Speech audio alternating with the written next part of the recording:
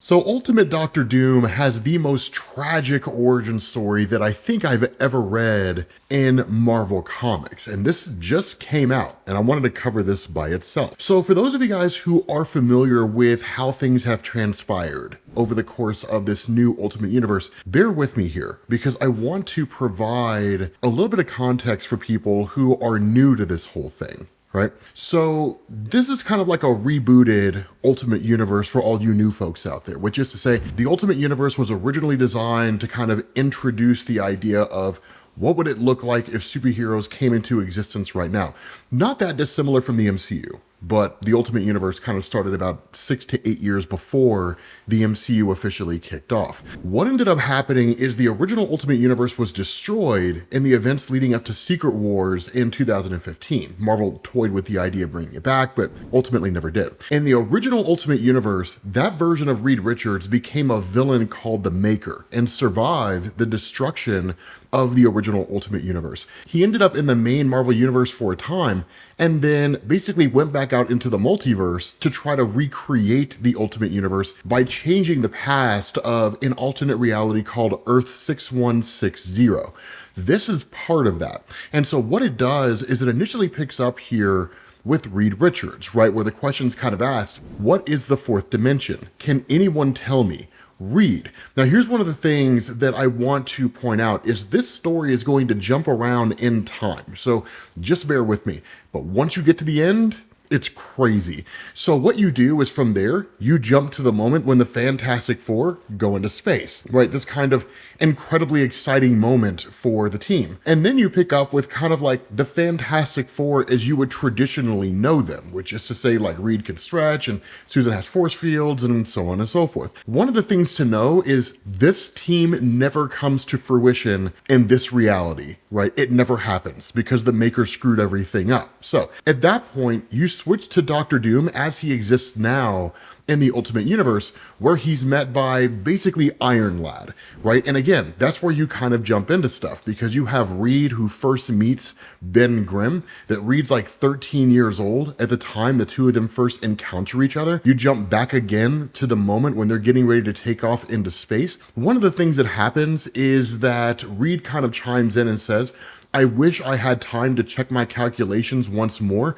but if we want to get readings from inside the cosmic storm, it's now or never. Whenever you're ready, Ben. And of course, Ben Grimm basically sends them off. And you still have this kind of inner monologue, right? We'll have to save the world some other way. No more time travel. The Immortus engine is off limits. Do you understand, Doom? Now, of course, the Immortus engine is basically a time travel device. I'll explain the significance of that here in a minute in terms of why it is that time travel isn't something to really be toyed around with very easily. But when Tony Stark meets up with Doom, again, in this reality, Tony Stark is not Iron Man. Tony Stark is Iron Lad. Now, again, that goes into the origin of his character, which is covered in Ultimate Invasion, and we'll have that playlist linked at the end of this video. The long and short of this is that Tony Stark's father, Howard, was really the first Iron Man. And then when he was ultimately killed, Tony Stark picked up the mantle and just started calling himself Iron Lad because he wasn't quite a man yet. The other part of this is that they understand what the Maker had done, showing up in this universe, traveling back and forth through time, and basically preventing key moments from happening, stopping Peter Parker from becoming Spider-Man as a teenager, different things along those lines, preventing Captain America from being discovered and thawed out in a block of ice, just these small little moments here and there. While they are quote-unquote 6 months in the future, they have been traveling back to the past and sending things to the past in order to fix this universe following the defeat of the Maker, right? Trying to make this universe the way that it's supposed to be. Because as far as we understand, this universe was basically supposed to be very, very similar to the main Marvel universe, but because of the actions of the Maker, everything's been thrown into a state of disarray. And it's why it is that Tony tells Doctor Doom, we needed you on this mission, like, we almost lost, right? Like Giant Man would have been dead had it not been for like Captain America's involvement here, right? Little things along those lines. Then you switch to the moment where Reed Richards first meets Susan Storm. And again, it's kind of cool here because while you don't get a whole lot in terms of conversation between the two, it's kind of the way it's always been in Marvel, in the sense that Reed is highly enamored by Susan. She's a strikingly beautiful woman, and her intelligence makes her all the more attractive to Reed. So he's kind of a little socially awkward and doesn't quite know how to approach her and that kind of thing. But for Susan Storm, it was always somewhat endearing. It was one of these things where it made him seem like the nice guy next door, right? Which was kind of what she was shooting for. And again, like, you switch back to Tony Stark conversing with Doom, where he's like, what happened to your hands? And Doom just says, I injured them in an experiment. And Tony's like, what have you been doing? But then again, you break away and you pick up with the moment where they start talking about the space mission and figuring out how they're going to shoot up there, right? And Reed Richards says, the world is ready for big transformative ideas again. Isn't that why you put this project together in the first place? Isn't that why we're all here? And then it switches over to the moment when the ship shoots out into space, right? We're almost there. We should be reaching the storm any moment. And then you switch back to Doom, right? And he says, I suffer periods of extreme despair. During these periods, it is as if I am oppositely charged, lost in an all-consuming universe where nothing is possible. I call it my negative zone. It's a really, really intriguing way to phrase it, right? But you're seeing here that, like, Doctor Doom is incredibly tragic. Like, it's incredibly sad. Then you jump back to Reed, where he's addressing this huge group, right? This governmental body, which Susan Storm finds incredibly attractive due to his passion, due to his intelligence. And he says, with the readings we take from the center of the cosmic storm, we'll be able to see the universe in an entirely new way. We'll be able to see ourselves in an entirely new way. Now, this is one of the more important things, right? Because in virtually every universe that exists out there, the Fantastic Four are like the first family of superheroes in Marvel, which is to say, when they first take off into space and they become the Fantastic Four, they usher in the heroic age. Prior to them, it was Captain America during World War II, but there wasn't really any kind of organized superhero community. But like the Fantastic Four coming back to Earth, being explorers, both in terms of their powers as well as how they can shape and impact the world in a meaningful way, that's what inspired guys like Spider-Man and so on and so forth to become the superheroes that they were. It's really fascinating when you look at it. But then Reed chimes in, right, as they're on this mission and they're supposed to be encountering this cosmic storm. And Reed says, no, we missed it. My calculations must have been wrong. And then Johnny Storm chimes in and says, hey, like, something's not right here. And then you switch back to Iron Lad in Doctor Doom. And Iron Lad's just kind of like, I didn't know that. I'm sorry, Doom, but that's no excuse. And he's like, I understand. I will try to communicate better in the future. Then you jump back to the moment where Johnny Storm first meets Reed. And he's like, so this is the guy that my sister will not shut up about. And she's kind of like, Johnny, like, don't embarrass me in front of this guy. But then you're on the mission, right? And where Johnny was like, there's something wrong with this. Suddenly his console explodes and he's immersed in fire. Seemingly he just burns to death here. And this is where you get into the time travel element, because what ends up happening is Doom says events before we disabled the Maker's temporal shields are out of reach for now. There are high walls around the past, which is just a really fancy way of saying we can only go back so far and we can only change so much, because anything we change in the past will have an effect on the future. So we can't mess with things too much. Not only that, we don't know the full extent of everything the Maker changed. So if we go back and we try to find a way to save the Fantastic Four, we could end up in a present day where Galactus has destroyed the Earth. Who knows what's going to happen, right? So we have to be careful. And so what happens is that Tony Stark, talking to Doom, he says, you know, if you want to talk, my dad made me this thing as a kid. And Doom just kind of puts it away. And he's like, work on Project 4 continues as we discussed.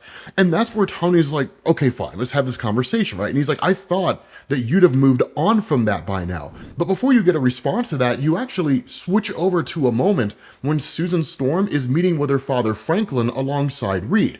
And Franklin is like kind of shutting the whole thing down, the whole project. He's like, you've been spending money at an absurd rate. As director of this project, it's my job to bring you both back to Earth. And And then of course you pick up after the mission is launched and seemingly scrubbed, the Fantastic Four come crashing back down to Earth in a capsule. Then you pick back up with Dr. Doom again, talking to Tony Stark, and he says, I bend cosmic forces to my will, Iron Lad.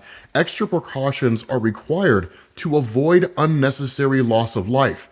Careful means slow. That is what you said you wanted, is it not? And so then you pick up with a kind of meeting with a high-level security official before the mission kicks off. And this guy asks the question, this is a scheduled review of your security clearance, Dr. Richards, only a formality. Have you done anything in the last 6 months that would jeopardize the secrecy or success of this project? And then you pick up after the mission was basically a failure. And you have this military guy basically sitting alongside Franklin and speaking directly to Reed. And he says, you just destroyed a $10 billion project and broke 100 laws of the North American Union, not to mention getting a minor killed. We're still working out exactly how to try you, given the top secret nature of this facility, but all of you are going to jail for the rest of your lives.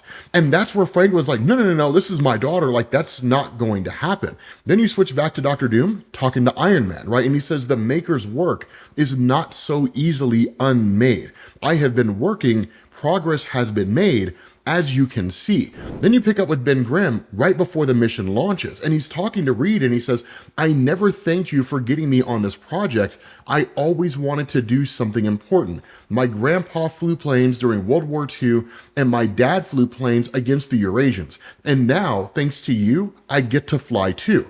Then you pick up after the mission, and it's kind of a news blip, and it says, reports confirm the body found at the bottom of the abandoned quarry was that of disgraced test pilot Benjamin Grimm. Investigators are ruling his death a suicide. Most likely the story being put out there is that he felt so guilty about the failure of the mission, the death of Johnny Storm, all that kind of stuff. And so then you switch back over to Doom in the current age, and he says, I'm having trouble finding the correct composition and dose of cosmic radiation. The mutations are highly unstable. And then you switch to Susan Storm after the mission is over, and basically she's dying, right? Franklin tells Reed, I pulled some strings to get you here for her. She wanted to say goodbye. And Reed's kind of like, I don't understand what's going on. And Franklin says, the stray cosmic radiation from your joyride, it tore her cells apart. There's nothing we can do but watch her fade away. Now hurry up. You killed my children, Richards. I cursed the day I saw your face. Then you switch back to Doom in the current age, and basically the cosmic radiation experiment that he's conducting is being performed on mice. And he's saying the mice keep dying. And so seemingly the goal of Dr. Doom here is to basically figure out a way to create, or at least to give these quote unquote mice the Fantastic Four powers in a way where like they survive and so on and so forth. The expectation would be he would likely go back in time to before the whole experiment took place or the mission took place and basically grant the Fantastic Four their powers that way. And so they go on to become the team that we know. But if that really is his motivation, it's still highly problematic. The reason being because the Fantastic Four became the Fantastic Four because of their mission of exploration. It effectively structured their entire motivation around why they chose to become superheroes. So if they suddenly were just met with powers one day, there's no telling how it would affect them and how they would turn out. They could go on to become villains, right? And so following that, you switch over to Reed Richards while he's in this prison, and he's met with the arrival of the Maker. And he says, hello, Doom, welcome to your brand new universe. And so again, you switch back to Tony Stark and Dr. Doom. And Tony's like, I mean, I could help you. And the response of Doom is, I've been studying cosmic energy all my life. You do not have the expertise. And this is something I must do on my own. And it's really fascinating because then you switch over to like the meeting between Franklin and Reed and Susan and Ben, where in effect, they're looking at shutting the entire project down before it even launches because of how much it costs. Now, this is an important aspect of the Fantastic Four's history because throughout Marvel Comics, the Fantastic Four largely went on their mission against the wishes of their superiors. They effectively did it illegally. And that's why Franklin says they're shutting down the project. You're wildly over budget and failing safety inspections. The board of directors does not see the practical application. And that's where Reed's like, they can't do this, right? But then you switch back over to Reed right when he meets the maker, and he's suddenly older, right? He doesn't understand how he aged so rapidly in such a short period of time. And he's like, what's going on? Like, where am I? How did I get, like, how long have I been here? Have I been here months or just a few minutes? And the response of the maker is, I control the fourth dimension. I can squeeze centuries of pain into just a few thin moments. I can make a single conversation last a lifetime. And that's when you switch over to Tony and Doom talking. And Tony's like, don't be stubborn. We can't let your ego jeopardize everything. And that's where Doom calls him out for what he is. The billionaire boy king, pampered since the womb, accuses me of ego. It is you who jeopardized the cause. Your arbitrary, irrational decision to abandon the Immortus engine and all of time. But then you switch over to this kind of little distinct moment here where after Reed had gone through all the calculations before the mission, the maker had come behind him and altered his calculations to ensure that he would actually miss the cosmic radiation and the Fantastic Four would never become the Fantastic Four the way they were meant to. Following that, you pick up with Reed after the mission was a failure and after he met the maker, where he's hooked up to this kind of machine. And he's like, there must have been some kind of mistake. I'm not supposed to be here. I am not this Doom that you're talking about. Then you switch back to Tony and Doom talking to each other. I told you guys, this story's so good. You switch back to like Tony and Doom talking to each other, right? And Tony's like, not this again. We killed people. We destroyed lives. And the question of Doom is, in how many have they killed? How many lives has the maker destroyed? We could undo it all with the use of time travel. But then you like switch over to right after the mission is scrubbed or supposed to be scrubbed. And like Reed's talking to Susan and Ben, and he's like, this was years of my life, years of our lives. I won't let them do this. Not when we're so close. Are you guys with me? Then you go back to the moment where he's with the maker and Reed's literally begging and pleading. He was like, there has to be some kind of mistake. My name is Reed. And the response of the maker, I am the maker. I do not make mistakes. Then you jump back to Tony and Doom. And Tony says, don't lecture me. I've lost. And then Doom immediately cuts him off and says, nothing. You have lost nothing. You don't know the meaning of the word. Perhaps one day you will. But Anthony, I really hope you do not. And that's when you switch back over to Reed and Ben and Sue in the immediate aftermath of Franklin saying the project's being shut down. And they're just kind of whispering to each other, right? And it's like, we were supposed to be a crew of 9, but we'll need at least 4 to run the ship's basic operations. And that's where Reed's like, what about your brother Johnny, right? Like, do you think he'd be up for it? And then you go back to this point when he's with the maker, right? And the maker starts taunting Reed. And he's like, you make mistakes, don't you, Doom? Mistakes that kill friends, ruin lives, mistakes that blow up in your face. That's you, Doom. And where Reed is begging and pleading, you switch back to him when he's Doom. And he's like, I've always felt incomplete, that something was missing. Even as a boy, when I read the maker's files, I at last saw the shape of this absence. Then you switch back to the maker talking to Reed after he's effectively disfigured him and just changed the way he looks. And he says, Doom is your name. I am sure of it as I am my own. Everything you touch, everything you are, everything you love is all doomed. Accept this and be free. And so Doom in the modern era says the knowledge of reality's incompleteness, it is an awful burden. Godel starved himself to death. He saw the world in a new way and could not stand it. It changes you, makes you into something you never imagined that you could be. Then you switch over to after Doom has been disfigured by the maker, and the maker is actually performing some kind of lobotomy, most likely, on Reed, who's now been transformed into Doom. And he's like, Doom is what you bring. Doom is who you are. Now say it. Who are you? And Reed continues to beg, right? He continues to plead, like, please do not do this to me. Then you switch to Doom in the present day. And he says, yes, I would tear this world down stone by stone to make it right again, but it slipped through my fingers. So I am trying things your way for now. And then you switch to a moment when he's with the Maker, and the Maker's subjecting him to like psychological torture, right? All these little things. And so Tony realizing all of this, because this whole story is on a video screen for Tony to see. He's like, I'm sorry, like I didn't really know all this. The response of Doom, never mind. When the mice stop dying, the Fantastic Four will return. And so you switch to this kind of these real final moments here where the Fantastic Four are going up on their mission. Reed is excited. Susan Storm is nervous, right? And Reed says, don't worry about it, darling. Once we come through the storm, we'll be heroes. I'm sure of it. And then the mask is finally grafted to Richard's face by the Maker. And he's like, who are you? And so you get this moment where like they shoot off onto the mission, the whole thing launches, Reed says there's no going back now, the four of us are about to make history. You switch to the moment when he's been modified by the Maker and he says, I am Doom. And that's where Doom in the modern era just says, I will never stop, right? I will try to find a way, no matter what, to bring the Fantastic Four back. I have to, right? So the cool thing here is he hasn't forgotten himself.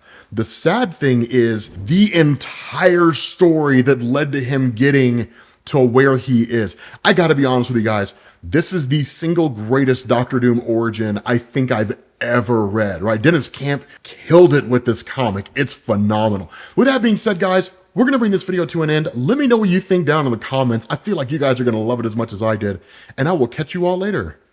Peace.